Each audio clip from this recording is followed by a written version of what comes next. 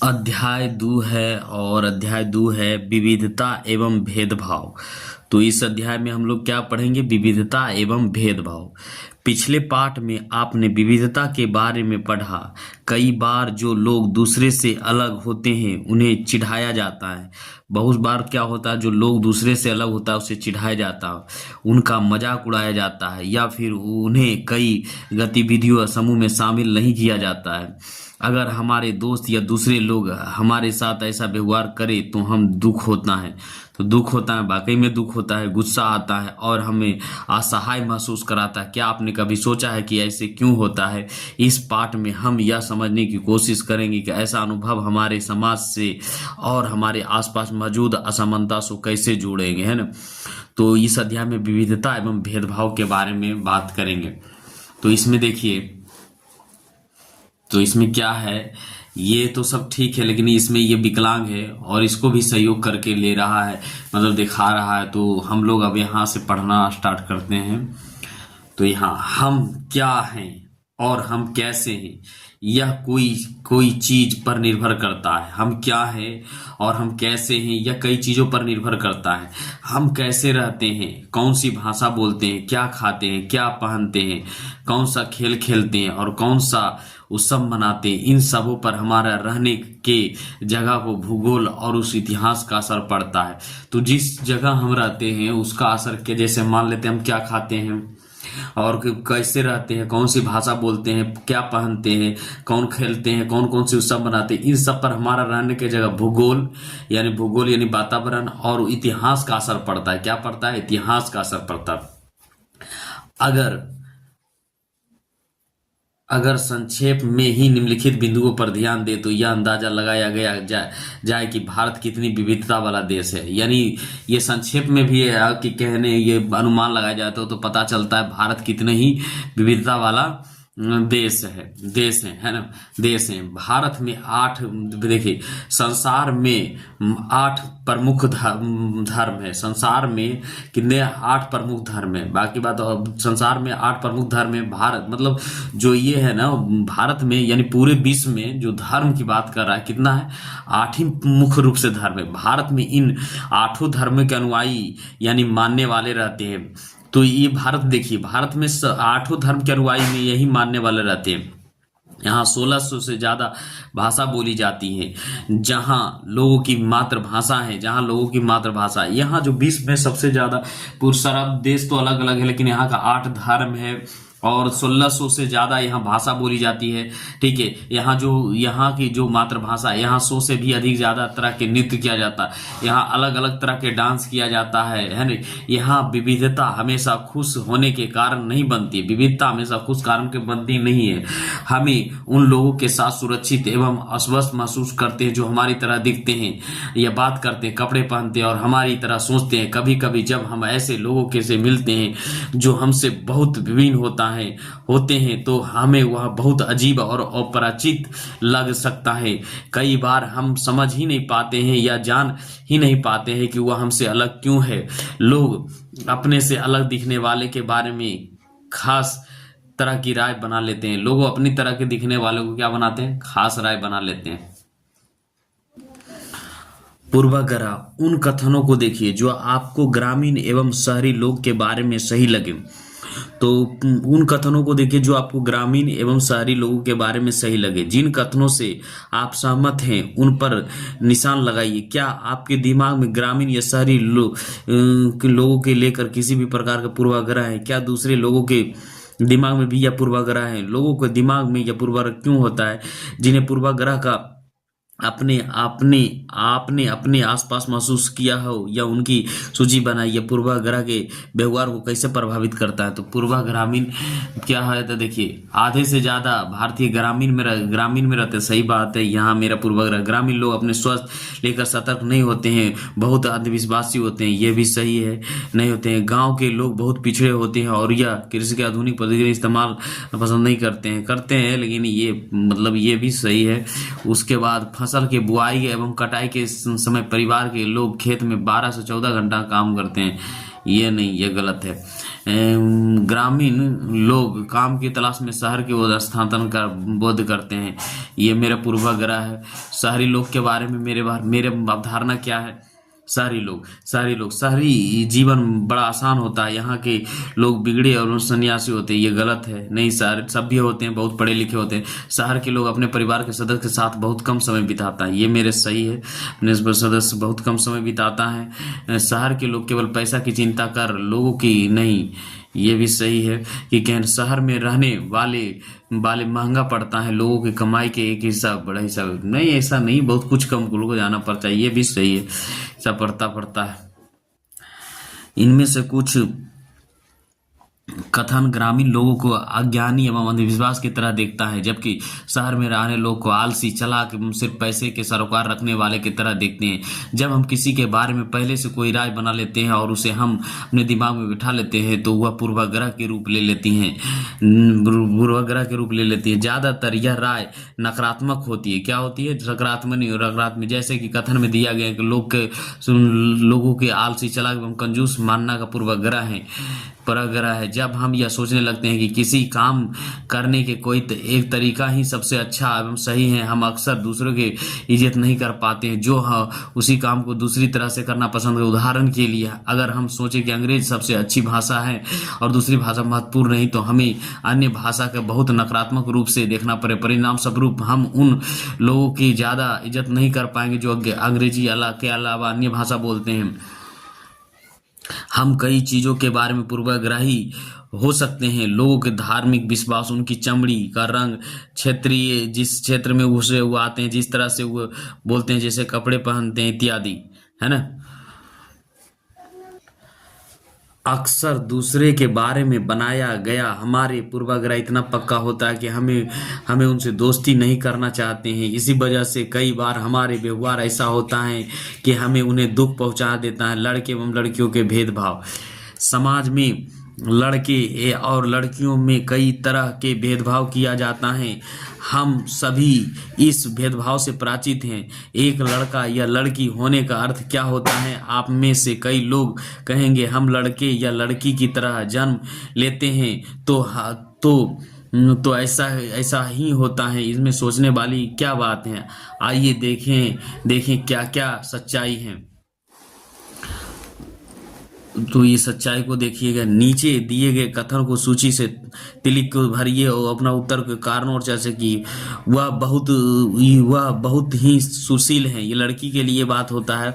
उनका बात करने का थोड़ा तरीका बड़ा सभ्य एवं मधुर है। लड़की के लिए उसके शरीर रूप से बालिष्ट है। ये पुरुष के लिए वह शरारती है।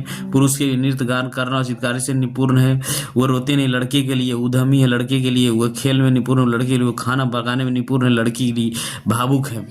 तो एक लड़का और लड़की का, तो यहाँ क्या कह रहा है? एक नंबर में किसका है? वह सुशील है। किसके लिए? एक नंबर में लड़की के लिए बोला गया है। लड़की के लिए बोला गया है ना। वह बात करने का तरीका बड़ा सभ्य और मधुर है। तो ये 2 नंबर किसके लिए? लड़की के लिए। वह शरारती है, तो लड़की के लिए बोला गया है। वह शरारती, वह नृत्य करने का, चित्रकारी में निपुण है। वे नृत्य करने के और चित्रकारी करने में निपुण है। तो ये हो जाएगा। 4 नंबर में भी क्या हो जाएगा? यही हो जाएगा। 5 नंबर में रोते हैं लड़का, लोग उद्यमी, ये सब लड़का के लिए प्रयोग किया गया है। ठीक है। तो लोग तरह तरह की बातें करते हैं। ये बेचारा विकलांग है, उसके बारे में तरह तरह की बात करते हैं। मैं लंगड़ाता हूँ, मेरी बोली लड़खड़ाती है। इसके अलावा और भी बहुत कुछ है। कभी मैं उदास हो जाता हूँ तो कभी मैं दुखी। लोग मेरा मजाक उड़ाते हैं। यह नई बात नहीं है। अगर तुम मेरी जगह होते तो क्या करते? तुम दूसरे में से कितने अलग दिखते हो। मैं तो नेगड़ा से पूछ रहा, मैं भी एक इंसान हूँ, मुझे शर्म आती है। घूरती आंखों से मैं छिप जाना चाहती हूँ। उसके बाद यहाँ यहाँ यहाँ ये सिर्फ इसलिए मेरा टांग डगमगाती है, लोग सोचते हैं कि मेरा दिमाग भी डगमगाता है ये, लेकिन दिमाग से तो ये सही है। ऊपर ऊपर देखिए, ऊपर जो चित्र में जो बच्चे बच्चे हैं उन्हें पहले विकलांग कहा जाता था। इस शब्द को बदलकर आज उनके लिए जो शब्द प्रयोग किया जाता हुआ है खास खास जरूरत वाले बच्चों को, उनके बारे में लोग पूर्वाग्रह के या बड़ा अक्षर में दिया गया है। साथ में वो अपनी भावना और विचार भी व्यक्त किया है। यह बच्चे अपने से जुड़ी रूढ़िवादी धारणा के बारे में क्या कह रहे हैं, क्या कर रहे हैं, इस पर चर्चा कीजिए। आपकी राय में क्या खास जरूरत बच्चों को सामान्य स्कूल में पढ़ना चाहिए या अलग स्कूल होना चाहिए? उनका जवाब में पक्ष में तर्क में दीजिए। तो सबको एक साथ पढ़ना चाहिए मेरे हिसाब से। ये विकलांग दिमाग से पैर से होना चाहिए, लोग को दिमाग से पैर विकलांग नहीं होना चाहिए। अगर हम इस कथनों को ले कि वह वे रोते नहीं है, तो आप देखेंगे कि यह गुण आमतौर पर लड़कों या पुरुष के साथ जोड़ा जाता है। बचपन में जब लड़के को गिर जाना पर चोट लग जाती है तो माता पिता एवं परिवार के अन्य सदस्य अक्सर यह कहकर चुप कराते हैं कि रो मत, तुम तो लड़के हो, लड़के बहादुर होते हैं, रोते नहीं। जैसे जैसे बच्चे बड़े होते जाते हैं वह यह विश्वास करने लगता है कि लड़का रोता नहीं है। यहाँ तक कि अगर किसी लड़के को रोना आए भी तो वह अपने आप को रोक लेता है। लड़का यह मानते हैं कि रोना कमजोरी का निशानी है। हालांकि लड़के और लड़कियों दोनों कभी कभी रोने का मन करता है, खास जब उन्हें गुस्सा आए या दर्द हो। लेकिन बड़े होने तक लड़के सीख जाते हैं या अपनों को सिखा लेते हैं कि रोना नहीं है। अगर एक लड़का रोए तो उसे लगता है कि दूसरे उसे चिढ़ाएगा या उसका मजाक बनाएगा, है ना। तो यहाँ देखते हैं वे कोमल एवं मृद स्वभाव की हैं, यह बहुत ही सहनशील है। ऐसे कथन को लेकर उन पर चर्चा कीजिए कि यह कैसा केवल लड़कियों पर लागू किया जाता है। ये क्या लड़कियां में यह गुण जन्म से ही होता है या ऐसा व्यवहार समाज से सीखता है? आपकी उन लड़कियों के बारे में क्या राय है जो कोमल एवं मृद स्वभाव की नहीं होती और शरारती होती हैं? इसलिए वह दूसरे के सामने रोने से अपने आप को रोक लेता है। लड़का, हम लगातार यह सुनते रहते हैं कि लड़के ऐसा होते हैं और लड़कियां ऐसी होती हैं। समाज की इन मान्यता को हम बिना सोचे समझे मान लेते हैं। हमें विश्वास कर लेते हैं कि हमारा व्यवहार उनके अनुसार ही होना चाहिए। हम सभी लड़के और लड़कियों के उस छवि को अनुरूप देखना चाहते हैं। रूढ़िवादी धारणाएं बनाना, जब हम सभी लोगों को एक ही छवि में बांध देते हैं तो उनके बारे में पक्की धारणा बना लेते हैं, तो उसे रूढ़िवादी धारणा कहते हैं। कई बार हम किसी खास देश, धर्म, लिंग के होने के कारण किसी को कंजूस या अपराधी या बेवकूफ ठहराते हैं। ऐसा दरअसल उनके मन में कंजूस अपराधी का बेवकूफ ठहराता है। ऐसा दरअसल उनके मन में एक पक्की धारणा बना लेने के कारण होता है। हर देश, धर्म आदि में हमें कंजूस अपराधी बेवकूफ लोग मिल ही जाता है, इसलिए सिर्फ इसलिए कि कुछ लोग उस समूह में वैसे हैं। पूरे समूह को बारे में ऐसी राय बनाना वाजिब नहीं है। इस प्रकार की धारणा हमें प्रत्येक इंसान को एक अनोखा और अलग व्यक्ति की तरह देखने से रोक देती है। हम नहीं देख पाते हैं कि उस व्यक्ति को अपने कुछ खास गुण या क्षमता या दूसरे से अलग हैं। रूढ़िवादी धारणा बड़ी संख्या में लोगों के एक ही प्रकार के खांचे में जोड़ देती हैं। जैसे माना जाता है कि हवाई जहाज उड़ाने का काम लड़कियां नहीं कर सकती। इन धारणाओं का असर हमें सब पर पड़ता है। कई बार यह धारणाएं हमें ऐसी काम करने से रोकती है जिनके करने की काबिलियत शायद हम में है। समानता एवं भेदभाव तब होता है जब लोग पूर्वाग्रह या रूढ़िवादी धाराओं के आधार पर व्यवहार करते हैं। अगर आप लोग के नीच दिखाने के लिए कुछ करते हैं, तो अगर आप उन्हें कुछ गलतियों में भाग लेने से रोकते हैं, तो किसी उस खास नौकरी को करने से रोकते हैं या किसी मोहल्ले में रहने से नहीं देते हैं, तो एक ही कुआं या हैंडपंप से पानी नहीं लेने देते हैं, या दूसरे से इस्तेमाल किया जा रहा है, या गिलास में चाय नहीं पीने देते हैं, तो इसका मतलब है कि आप उनके साथ भेदभाव कर रहे हैं। भेदभाव कई कारणों से हो सकता है। यदि आपको याद है कि पिछले पाठ में समीर एक और समीर दो एक दूसरे से बहुत भिन्न था, उदाहरण के लिए उनका धर्म अलग था, यह विविधता का एक पहलू है, पर यह भेदभाव का कारण भी बन सकता है। ऐसा तब होता है जब लोग अपने से भिन्न प्रथाओं और रिवाजों को निम्न कोटि को मानते हैं। दोनों समीर एक दूसरे में अंतर उनकी अर्थ पृष्ठभूमि का था। समीर दो गरीब था, जैसे कि आपने पहले पढ़ा है। यह अंतर तो अभी हम लोग एक थोड़ा यहाँ मुसलमान बच्चों का चित्र दिया हुआ है। मुसलमान के बारे में आप आम रूढ़ी धारणा की लड़कियां के पढ़ने की रुचि नहीं लेता है, इसलिए उन्हें स्कूल नहीं भेजा जाता, जबकि अध्ययन यह दिखा रहा है कि मुसलमान को गरीबी एक महत्वपूर्ण कारण है। गरीबी के वजह से ही वह लड़कियों को स्कूल नहीं भेज पाते हैं या स्कूल से जल्दी निकाल देते हैं। जहाँ पर भी गरीब तथा शिक्षित पहुंचने का प्रयास किया गया है, वही मुस्लिम समुदाय के लोग ने अपनी लड़कियों को स्कूल भेजने में रुचि दिखाई। उदाहरण के तौर पर केरल में प्राय स्कूल घर के पास हैं। सरकारी बस की सुविधा बहुत अच्छी है, जिससे ग्रामीण क्षेत्र में शिक्षकों के स्कूल पहुंचने में मदद मिलता है। उनमें 60% ज्यादा महिला शिक्षक है। इन सभी कारकों के बहुत सारा परिवार बस स्कूल जाने में मदद मिलता है, जिनके मुसलमान लड़कियों भी शामिल है।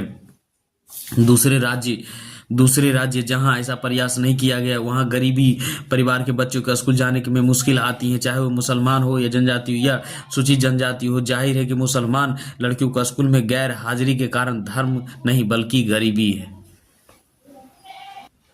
विविधता का पहलू नहीं है, मतलब समीर वन और समीर टू में ये विविधता का पहलू नहीं, यह तो असमानता है। मतलब अमीरी गरीबी क्या है? असमानता। बहुत लोग के पास अपने खाने कपड़े और घर का मूल जरूरत को पूरा करने के लिए साधन और पैसा नहीं होते हैं। इन कारणों दफ्तरों, अस्पतालों, स्कूल आदि में उनके साथ भेदभाव किया जाता है। कुछ लोगों के विविधता और असमानता पर आधारित दोनों ही तरह के भेदभाव को समान करना पड़ता है। एक तो इस कारण कि उसे उस समुदाय के सदस्य जिनकी संस्कृति का मूल्यवान नहीं माना जाता है, ऊपर से यदि वह गरीब हैं और उनके पास अपनी जरूरत के पूरा करने का साधन नहीं, तो इस आधार पर भी भेदभाव किया जाता है। ऐसे दोहरा भेदभाव का सामना कई जनजाति लोग, धार्मिक समूह और खास लोगों के कारण ही करना पड़ता। भेदभाव का सामना करने पर अपनी आजीविका चलाने के लिए लोग अलग अलग तरह का काम करते हैं, जैसे पढ़ाना, बर्तन बनाना, मछली पकड़ना, बढ़ईगिरी, खेती एवं बुनाई इत्यादि। लेकिन कुछ कामों को दूसरे के मुकाबला अधिक महत्वपूर्ण माना जाता है। सफाई करना, कपड़ा धोना, बाल काटना, कचरा उठाना जैसे कामों को समाज में कम महत्व माना जाता है। इसलिए जो लोग इन कामों की जरूरत उनके गंदे और अपवित्र माना जाता है। यह जाति व्यवस्था के एक बड़ा ही महत्वपूर्ण पहलू है। जाति व्यवस्था में लोगों को समूह के एक तरह सीढ़ी के रूप में देखा गया है, जिसमें एक जाति दूसरे जाति के ऊपर या नीचे थी। जिन्होंने अपने आप को इस सीढ़ी में ऊपर रखा, उन्हें अपने को ऊंची जाति एवं उत्कृष्ट कहा है, या जिनका समूह इसे। तो इसको बाद में पढ़ेंगे। अब देखिए हम लोग यहाँ से पढ़ेंगे। एक दलित वह शब्द है जो नीची कही जाने वाली जाति के लोग अपने पहचान के रूप में इस्तेमाल करते हैं, या वह इस शब्द का अछूत से ज्यादा पसंद करते हैं। दलित का मतलब है जिन्हें दबाया गया, कुचला गया, मतलब समाज में दबाया गया, कुचला गया। दलित के अनुसार यह शब्द दर्शाता है कि कैसे सामाजिक पूर्वाग्रह भाव ने दलित लोगों को दबा कर रखा है। सरकार ऐसे लोगों को अनुसूचित जाति के वर्ग में रखती है। और हम लोग अब यहाँ से पढ़ेंगे जिन समूहों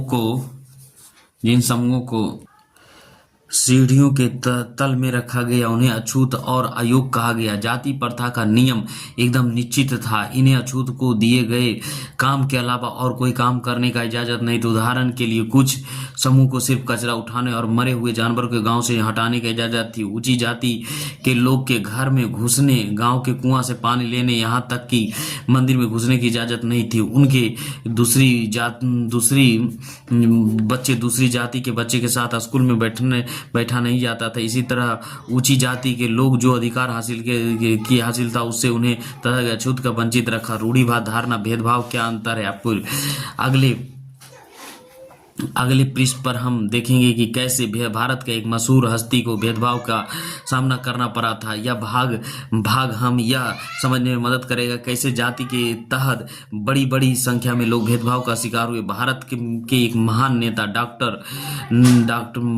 डॉक्टर भीमराव अम्बेडकर ने जाति व्यवस्था पर आधारित भेदभाव को अपना अनुभव के बारे में लिखा है। यह अनुभव 1901 में हुआ था, जब केवल वह 9 साल के थे। वह महाराष्ट्र में। अब डॉक्टर भीमराव अंबेडकर 1891 से 1956 को भारतीय संविधान के पिता एवं दलित के सबसे बड़ा नेता के रूप में जाना जाते हैं। वह अंबेडकर ने दलित समुदाय के अधिकारों के लिए लड़ाई लड़ी थी। उनका महर जाति में जन्म हुआ था जो अछूत मानी जाती थी। महर लोग गरीब होते थे, उनके पास जमीन नहीं थी और उनके बच्चे को वही काम करना पड़ता था जो वह खुद करते थे। उन्होंने गांव के बाहर रहना पड़ता था और गांव के अंदर आने की इजाज़त नहीं थी। अंबेडकर अपनी जाति के पहला व्यक्ति था जिसने अपनी कॉलेज की पढ़ाई पूरी की और वकील बनने के लिए इंग्लैंड गए। उन्होंने दलित को अपने बच्चों को स्कूल कॉलेज भेजने के लिए प्रोत्साहित किया। दलित से अलग की तरह सरकारी नौकरी करने को कहा ताकि वह जाति व्यवस्था से बाहर निकल पाए। दलित को मंदिर में प्रवेश के लिए जो कोई प्रयास किया जा रहा है उनके अंबेडकर ने नृत्य किया। उन्होंने ऐसा धर्म को तलाश की जो सबके समान निगाह से देखे। जीवन में आगे चलकर उन्हें अपना धर्म परिवर्तन कर बौद्ध धर्म को अपना। उन्होंने मानना था कि दलित को जाति प्रथा के खिलाफ अवश्य लड़ना चाहिए और ऐसा समाज बना कि हर तरफ का करना चाहिए जिससे उसकी इज्जत हो, ना कि कुछ लोगों के ही। कोरा गांव में अपने भाइयों के साथ पिता से मिलने गया था। महाराष्ट्र कौन गए थे? ये भीमराव अम्बेडकर। बड़ी देर हमने इंतजार किया पर कोई नहीं आया। 1 घंटा बीत गया तो स्टेशन मास्टर पूछने आ गया। उन्होंने हमसे हमारा टिकट मांगा जो हमने दिखाया दिया। उसने पूछा कि हम वहाँ क्यों रुके हुए थे। हमने बताया कि हमें कोरो गांव जाना था और हमें पिताजी या उनके नौकर के आने के इंतजार कर रहे थे, लेकिन दोनों में से कोई भी नहीं पहुंच पाया था और हमें पता नहीं था कि कोरो गांव कैसे पहुंचते हैं। हमने बहुत अच्छे कपड़े पहन रखे थे। हमारे कपड़े और बोली से कोई भी हमें अंदाजा नहीं लगा सकता था कि हम अछूत के बच्चे थे। निश्चय ही स्टेशन मास्टर को यह लगा कि यह हमें ब्राह्मण बच्चे हैं और वह हमारी मुश्किल को देखकर बड़ा परेशान हुआ, जैसे कि हिंदुओं में होता ही है। स्टेशन मास्टर ने हमसे पूछा कि हम कौन हैं। बिना एक पल भी सोचे मेरे मुंह से निकल गया कि हम महार हैं। बम्बई प्रांत में महार समुदाय के अछूत माना जाता था। उनका एकदम सा धक्का लगा। वह भौचक रह गया। उनका चेहरा पर अचानक परिवर्तन हुआ। हमने देखा लिया कि अजीब सी घृणा की भावना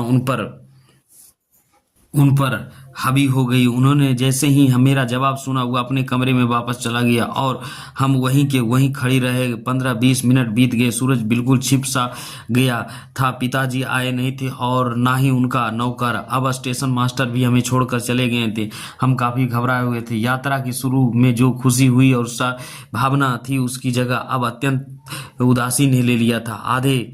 आधे घंटे के बाद स्टेशन मास्टर लौटकर आया तो पूछा कि हम क्या करना की सोच रहे हैं। हमने कहा कि अगर हमें किराए पर एक बैलगाड़ी मिल जाती तो हम कोरो गांव जा सकते। अगर कोरो गांव ज़्यादा दूर नहीं है तो हम फौरन निकलना चाहते हैं। वहाँ किराए पर कोई बैलगाड़ी चल रही थी, लेकिन मैंने स्टेशन मास्टर को जब जवाब दिया था तो कि हम महार हैं तो उसको पता सबको चल गया था कि कोई भी वाला छूत वर्ग को सवारी के ले जाकर अपने आप को गंदा और नीचा नहीं बनाना चाहता था। हम दुगना किराया देने के लिए तैयार थे, पर हमें एहसास हुआ कि बात पैसे से नहीं बन सकती। स्टेशन मास्टर जो हमारे लिए गाड़ीवान से मोल तोल कर रहा था चुपचाप खड़ा हो गया। समझ नहीं आ रहा है कि क्या करें। Doctor Bhimrao Ambedkar writing of speech change, संपादन बसंत मूल मुंबई शिक्षा विभाग महाराष्ट्र सरकार द्वारा, है ना। तो ये बात हुआ थी इसके भीमराव अंबेडकर द्वारा ये छुआछूत का भेदभाव हुआ। बच्चे पैसे देने तैयार थे, फिर भी गाड़ी वाला ने उन्हें जाने से मना क्यों कर दिया। स्टेशन मास्टर भीमराव अंबेडकर भाइयों के साथ कैसे भेदभाव किया। महार होने का पता पर स्टेशन मास्टर जो प्रक्रिया हुई उनसे देखकर बचपन में अंबेडकर कैसा लगा। अपने शब्दों पर क्या आपको कभी प्रति पूर्वाग्रह का अनुभव हुआ है? आपने दूसरों के प्रति भेदभाव भरे देखा आपने कैसे? ये बच्चे से पूछ रहा है, ठीक है। तो कल्पना करके देखिए कि यह कितना मुश्किल होगा अगर लोग के एक से दूसरे जगह जाने ना दिया जाए। यह कितना अपमानजनक दुखदाई होगा अगर लोग आपसे दूर दूर रहे, अपने छूने से मना करे, आपको आपके पानी ना पीने दे। यही छोटी सी घटना दिखाती कैसे गाड़ी से एक दूसरी जगह जाने के साधारण काम की सुविधा भी इन बच्चों को पास नहीं थी, जबकि वह पैसे दे देते थे। स्टेशन के पास गाड़ीवान ने बच्चे को ले जाने से मना कर दिया। उन्होंने बच्चे के साथ भेदभाव भरा व्यवहार किया।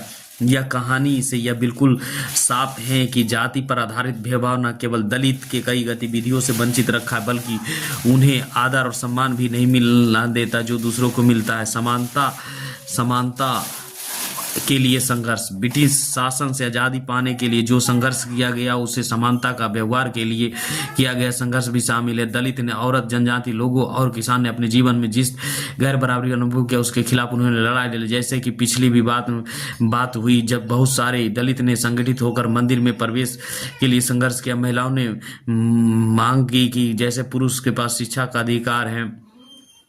अधिकार हैं वैसे ही उन्हें भी अधिकार मिले। किसानों और दलितों ने अपने आप को जमींदारों और उनकी ऊंची ब्याज दर से हर दिलाने के लिए संघर्ष किया। 1947 में भारत जब आज़ाद हुआ और एक राष्ट्र बना तो हमारे नेताओं ने समाज में व्याप्त कई तरह के समता पर विचार किया। संविधान के लिखने वाले लोग भी इस बातों से अवगत थे कि हमारे समाज में कैसे भेदभाव किया जाता है और लोग उनके खिलाफ किस तरह से संघर्ष किया है। कई नेता इन लड़ाइयों के हिस्सा था जैसे डॉक्टर अंबेडकर।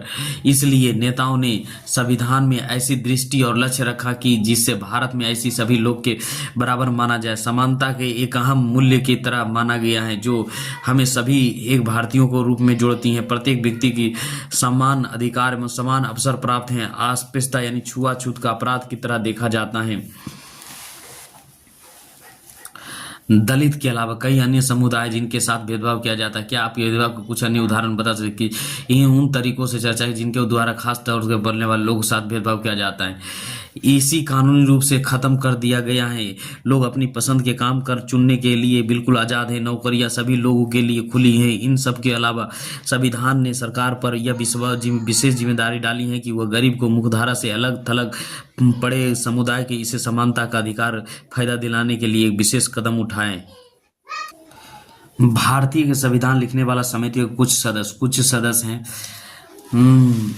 तो संविधान के लेखक ने यह भी कहा कि विविधता का इज्जत करना, उसे मूल्यवान मानना, समानता सुनिश्चित करने के ही बहुत ही महत्वपूर्ण कारक है। उन्होंने यह महसूस किया कि लोग को अपने धर्म का पालन करना, अपनी भाषा बोलना, अपने त्यौहार मनाना और अपने आप को खुले रूप से अभिव्यक्त करना की आज़ादी होनी चाहिए। उन्होंने कहा कि कोई एक ऐसा भाषा, धर्म या त्यौहार सबके लिए अनिवार्य नहीं बनाना चाहिए। उन्हें जोर दिया कि सरकार सभी धर्मों को बराबर मानेगी। इसलिए भारत एक धर्मनिरपेक्ष देश है जहां लोग बिना भेदभाव के अपना धर्म को पालन करता है। इससे हमारी एकता का महत्वपूर्ण कारक के रूप में देखा जा सकता है कि हम इकट्ठा रहते हैं और एक दूसरे से इज्जत करते हैं। हालांकि हमारे संविधान में इन विचारों पर जोर दिया गया है कि यह पृष्ठ इस बात को उठाता है कि असमानता आज भी मौजूद है। समानता वह मूल्य है जिनके लिए हम निरंतर संघर्ष करता रहना चाहिए। भारत के लिए समानता का मूल्य वास्तविक जीवन का हिस्सा बने, सच्चाई बने, इसके लिए लोगों के संघर्ष, उनके आंदोलन और सरकारों द्वारा उठाए जाने वाला कदम बहुत जरूरी है।